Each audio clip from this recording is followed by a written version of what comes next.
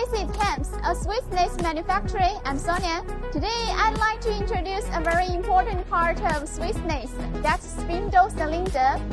And we use the range of SMC. Okay, let's follow me.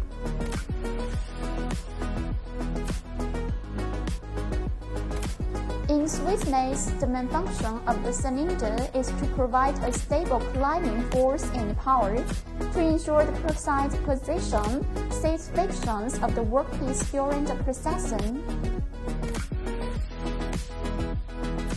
The cylinder is usually used to control the movement of a fixture or tool, allowing it to perform repeated cutting operations quickly and reliably.